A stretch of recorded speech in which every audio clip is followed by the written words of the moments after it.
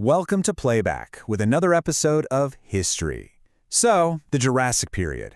When you hear that word, you probably picture these enormous giants, right? Epic predators ruling the world. But here's the thing. Their incredible 50-million-year reign, it doesn't start with a bang. It starts in the quiet, eerie ashes of a world that was completely wiped out. This is the first part of our three-part deep dive, and we're going to explore how life clawed its way back from a global disaster and who the first kings of this recovering Earth really were. You know, the greatest success story our planet has ever seen didn't begin with some grand victory. Nope. It began with an absolute world-shattering apocalypse. The stage had to be violently cleared before the new stars could even think about emerging. And that violent clearing happened 201 million years ago. That date marks one of the most important turning points for life on this planet, the end Triassic mass extinction event. And the devastation was just staggering. We're talking about an event that wiped out half of all life on Earth. Just gone. The dominant rulers of the time, those giant crocodile relatives that stalked the land, vanished. An entire global ecosystem was basically shut down, leaving behind this profound and pretty eerie silence. So, what did this new world, this empty kingdom, even look like? In the early days of the Jurassic, the planet was a completely different place than the one we know today. I mean, totally alien. So picture this. All the continents we know are all smashed together into one giant landmass called Pangea. The planet is basically a giant greenhouse. There are no polar ice caps at all, which means sea levels are incredibly high. It was a hot, harsh, almost punishing environment. But it was also a wide-open frontier, just brimming with opportunity for any life that had managed to hold on. And this leads us to a really crucial idea for understanding what happens next, the ecological vacuum. Think about it. When the top dogs, the dominant species, are suddenly just removed, all the food they ate and all the places they lived are suddenly up for grabs. It's kind of like a power vacuum after a king is overthrown, right? And this quote from paleontologist Paul Sereno just nails it. He points out that the dinosaurs didn't necessarily win because they were the strongest. They won because they were the most opportunistic. They saw all this empty real estate and were basically the first ones to move in and start renovating. So that begs the question, who exactly were these nimble, fast-adapting survivors who were about to inherit the Earth? Well, the answer might be a little closer to home than you think.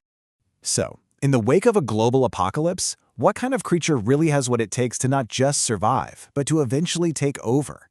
Is it all about brute strength? Or is it something else? Maybe something small, adaptable, and totally overlooked? Yep. Believe it or not, the super distant ancestors of the humble chicken were among the ultimate survivors. In a totally shattered world, their key traits became like superpowers. See, being small meant you needed less food in a barren world. Being adaptable meant you could find new things to eat. And being quick to reproduce, well, that meant your population could bounce back way faster than the big, lumbering giants you were about to replace. Those traits turned out to be a lot more valuable than brute strength when the world ended. But let's meet one of the first creatures to really take advantage of this new world order and become a king.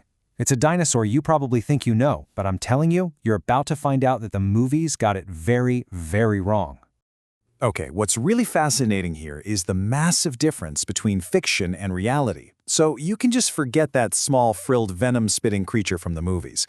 The real Dilophosaurus had no frill, and it definitely didn't have venom. Instead, this thing was a 20-foot-long powerhouse, the biggest land predator of its time in North America. Its most distinct features were these awesome twin crests on its head, and a uniquely hooked jaw, which was perfectly designed for gripping onto struggling prey. This was no sideshow attraction, this was an apex predator. The success of early survivors like Dilophosaurus? That was just the beginning. They were the pioneers, the ones who proved that this harsh new world was actually conquerable. They were laying the foundation for a whole new empire. So you really have to think about the early Jurassic as this period of frantic biological land grabs.